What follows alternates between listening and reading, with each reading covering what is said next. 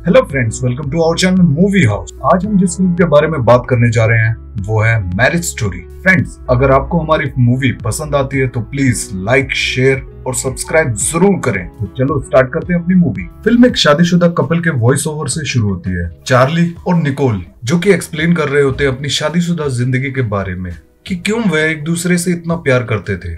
जब मीडिएटर उनके द्वारा लिखे गए सब लव लेटर्स को उनको पढ़ने के लिए बोलता है तो गड़बड़ हो जाती। निकोल गुस्सा होकर चली जाती है। दोनों ही आसान तलाक लेने के लिए कोर्ट न जाने के लिए सहमत हुए थे। वो एक मीडिएटर की हेल्प लेते हैं ताकि उनके छोटे से बच्चे हेनरी पर ज्यादा दिक्कत ना आए। दोनों अभी न्यूयॉर्क शहर में ही रहते हैं जहाँ चार्ली स्टेज शो का डायरेक्शन करता है और निकोल उसमें एक्टिंग करती है।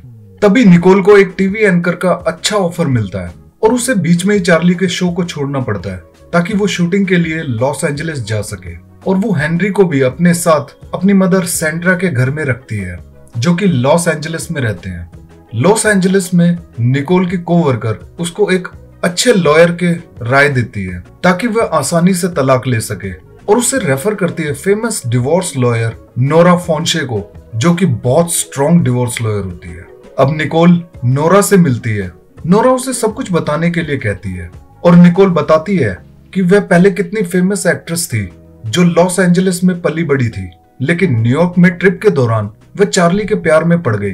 उसके छोटे से प्रोडक्शन हाउस में छोटे छोटे रोल करने लगी और ये बताते हुए उसकी आंखों में आंसू आ जाते हैं कि उन्होंने कितनी मेहनत की थी अपने छोटे से प्रोडक्शन हाउस को स्टार्ट करने के लिए। वो हमेशा से चाहती थी कि वो LA शिफ्ट हो जाए जहाँ उसका परिवार रहता है, लेकिन चार्ली ने कभी भी इस पर इतना ध्यान नहीं दिया। यहाँ तक कि उसे एक सीरियल का डायरेक्शन करने का ऑफर भी मिला था, लेकिन उसने वह छोड़ दिया था। निकोल को अब धीरे धीरे लगने लगा कि वो रिश्ते में अब मौजूद नहीं है, वो कहीं इस रिश्ते में खो सी गई है और उसे चार्ली और अपनी स्टेज मैनेजर के साथ सेक्स रिलेशन होने का भी शक है। इसी बीच चार्ली हेनरी को देखने के लिए अपने स्टेज की रिहर्सल से ब्रेक लेकर LA के लिए उड़ान भरता है और सीधे निकोल के घर पहुंचता है, जहां पर उसे देखकर निकोल के मदर और उसकी सिस्टर हैरान हो जाती हैं और थोड़ी नर्वस भी। चार्ली घर में एंटर करता है और सबके साथ खुशी से मिलता है और निकोल को बताता है कि उसे मैकआर्थर जीनियस ग्रांट डायरेक्टर के साथ काम करने का मौका मिला है। निकोल खुश हो जाती है और उसे गले लगा के कांग्रेट्स करती है, लेकिन मनी मन उसके दिमाग में डिवोर्स चल रहा होता है और वो अपनी सिस्टर को डिवोर्स पेपर देने के लिए कहती है।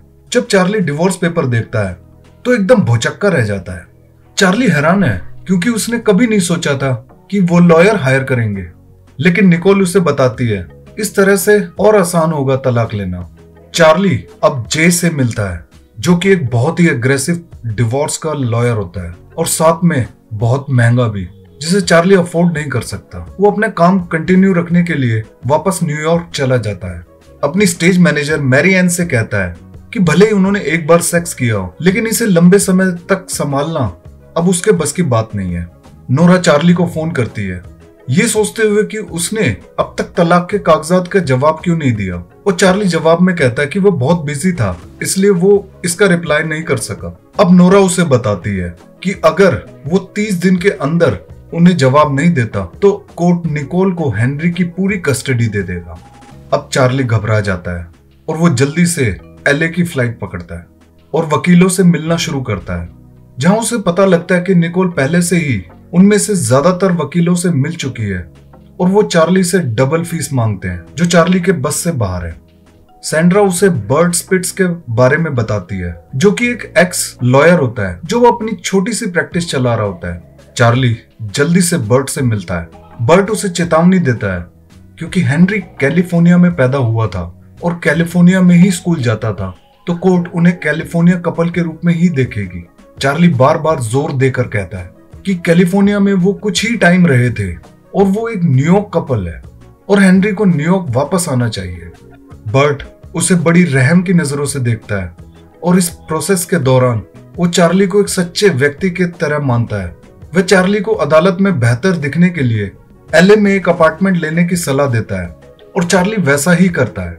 हैलोवीन पर चार्ली हेनरी को ट्रीट देने के लिए ले जाता है। हेनरी कहता है कि उसे कैलिफोर्निया पसंद है, लेकिन चार्ली उसे यकीन दिलाता है कि न्यूयॉर्क ज्यादा बेटर है। अब निकोल का शो हिट हो जाता है और वो LA में ही सेटल होने की प्लानिंग करती है। लॉयर्स के साथ मीटिंग में चार्ली के रिक्वेस्ट के बावजूद हेनरी को न्यूयॉर्क वापस आना चाहिए। नोरा कड़ा तर्क देती है। नोरा का तर्क है कि चार्ली ने कभी भी निकोल की कैलिफोर्निया में रहने की इच्छा नहीं सुनी और जितने भी डिसीजन है वो सारे एक तरफा होते थे और उनके रिलेशन के विवरण पर उसे कड़ी टक्कर देती है। प्राइवेटली बर्ट चार्ली को सलाह देता है कि उसे न्यूयॉर्क का आइडिया ड्रॉप कर देना चाहिए और चार्ली रोते हुए मना करता है। बाद में बर्ट के साथ सब कुछ ठीक कर लेने के बाद नोरा और निकोल कागजी कार्रवाई को अंतिम रूप देने के लिए कोर्ट पहुंचती है और वो अचानक देखती हैं चार्ली जे के साथ आ रहा है। नोरा समझ जाती है कि अब तगड़ी बहस होने वाली है। जे और नोरा चार्ली और निकोल के बारे में पर्सनल डिटेल का उपयोग कर उन पर हमला करने के लिए बहस करते हैं। जे निकोल पर शराबी होने का आरोप लगाता है और नोरा चार्ली के अफेयर को सामने लाती है। जे निकोल के टीवी से कमाए हुए पैसों पर दावा करता है और जवाब में नोरा चार्ली से मुआवजे की रकम का दावा करती है। कोर्ट माता पिता दोनों से मिलने और उनको ऑब्जर्व करने के लिए एक इंडिपेंडेंट एक्सपर्ट को अपॉइंट करने का निर्णय लेती है।